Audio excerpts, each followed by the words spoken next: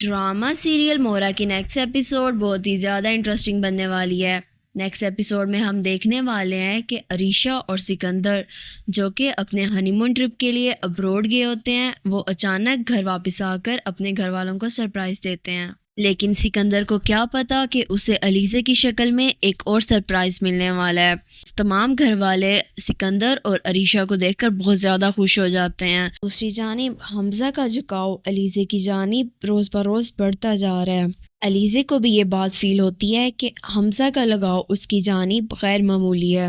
تو وہ حمزہ سے بولتی ہے کہ حمزہ آپ میرے باس ہیں، آپ میں اور میرے میں کچھ لیمٹس ہیں، اس لیے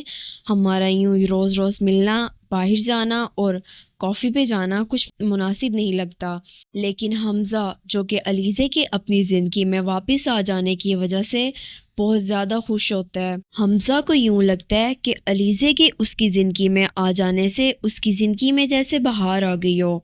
اس کے بیہیویئر میں بہت زیادہ چینجنگ آ جاتی ہے، اور یہ چینجنگ اس کے گھر والوں کو بہت زیادہ پریشان کر رہی ہوتی ہے، کیونکہ اس کے گھر والوں نے کبھی حمزہ کو یوں مسکراتے ہوئے اور اتنا خوش ہوتے ہوئے نہیں دیکھا۔ وہ تھوڑا پریشان بھی ہوتے ہیں کہ حمزہ کو آخر ہوا کیا ہے، لیکن سکندر جس نے ان سب میں پی ایچ ڈی کر رکھی ہوتی ہے، وہ تو بہت اچھے سے سمجھ جاتا ہے کہ حمزہ کو کسی سے پیار ہو گیا ہے، تو وہ حمزہ کو باتوں ہی باتوں میں بہت چھیڑتا ہے اور اسے پوچھنے کی کوشش کرتا ہے کہ آخر وہ لڑکی کون ہے، لیکن حمزہ فی الحال اسے ٹال دیتا ہے اور اسے بولتا ہے کہ تم یہ کیا بول رہے ہو، بھلا مجھے کیوں کسی سے محبت ہونے لگی۔ لیکن ہم سکندر سمجھ جاتا ہے کہ کوئی نہ کوئی تو گڑبڑ ضرور ہے۔ حمزہ جو کہ ہر وقت علیزے کے خیالوں میں گم رہنے لگا ہے، اسے ہر جگہ علیزے ہی نظر آنے لگی ہے۔ اسے اس بات کا یقین ہوتا ہے کہ علیزے اب اس کی زندگی میں یوں ہی نہیں آئی۔ سکندر جو کہ کافی عرصے بعد جب اپنے آفس واپس جاتا ہے تو وہ علیزے کو دیکھتا ہے، لیکن علیزے اس وقت فل ایٹیٹیوڈ میں ہوتی ہے، تو وہ سکندر کو بالکل بھی لفٹ نہیں کرواتی۔ سکندر جو کہ ایک حسین لڑکی دیکھ کر فوراً سے اس پہ لٹو ہو جاتا ہے، تو جب وہ علیزے کو دیکھتا ہے تو وہ اس کے اوپر لٹو ہو جاتا ہے۔ وہ علیزے کے پاس جاتا ہے اور اس سے بات کرنے کی کوشش کرتا ہے، لیکن علیزے اسے بالکل بھی لفٹ نہیں کرواتی اور وہ فل ایٹیٹیوڈ میں وہاں سے چلی جاتی ہے۔ لیکن جب وہ جا رہی ہوتی ہے تو سکندر اس کا ہاتھ پکڑنے کی کوشش کرتا ہے۔ اسی دوران علیزے اس کے منہ کے اوپر ایک زوردار تماچا رسید کرتی ہے۔ یہ تماچا سکندر کو انوشے کی یاد دلاتا ہے، کیونکہ انوشے نے بھی بالکل ویسے ہی اس کے منہ پر تماچا مارا تھا سب کے سامنے۔ سکندر سے اپنی یہ بے عزتی ہضم نہیں ہوتی ہے، وہ غصے سے وہاں سے اپنے آفس میں چلا جاتا ہے۔ سکندر جو کہ اب اپنے انتقام کی آگ میں جل رہا ہوتا ہے، وہ حمزہ کے پاس جاتا ہے اور حمزہ سے بولتا ہے کہ اس لڑکی کو جاب سے فوراً سے نکالو، تو حمزہ سکندر سے بولے گا کہ آخر اس نے کیا کیا ہے، وہ ہماری اتنی ہارڈ ورکنگ امپلائی ہے، اس نے کچھ ہی دنوں میں اپنے کام سے سب کا دل جیت لیا ہے، تو پھر میں اس کو کام سے کیوں نکالوں، تمہیں اس سے کیا مسئلہ ہے۔ لیکن سکندر حمزہ کو یہ نہیں بتا سکتا کہ آخر اس نے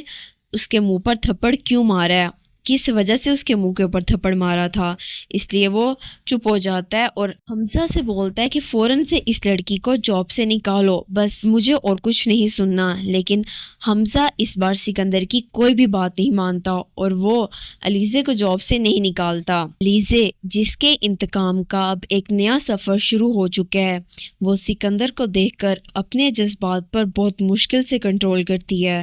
اور اسے اس وقت صرف انوشے کی یاد آ رہی ہوتی ہے، اس کے ذہن میں بس اس وقت انوشے چل رہی ہوتی ہے۔ علیزے کا بس نہیں چل رہا ہوتا کہ وہ اسی ٹائم ہی سکندر کی جان لے لے اور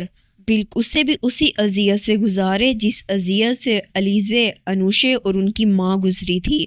لیکن اسے چونکہ اس سے اپنا انتقام لینا تھا، اس لیے وہ خود پہ کنٹرول کرتی ہے اور وہ حمزہ کے ساتھ باہر چلی جاتی ہے۔ علیزے کو کچھ دیر پہلے تک یہ بات ہرگز نہیں پتہ ہوتی کہ سکندر حمزہ کا بھائی ہے، لیکن کچھ دیر بعد جب اسے یہ بات پتہ چلتی ہے تو اس کی آنکھیں پھٹی کی پھٹی رہ جاتی ہیں، اور اسے یقین نہیں آ رہا ہوتا کہ سکندر جیسا گھٹیا انسان حمزہ جیسے اچھے انسان کا بھائی ہو سکتا ہے۔ علیزے اب حمزہ کا سہارا لے کر سکندر کو اس قدر برباد کرے گی کہ اس کے وہم و گمان میں بھی نہیں ہوگا کہ آخر اس کے ساتھ یہ سب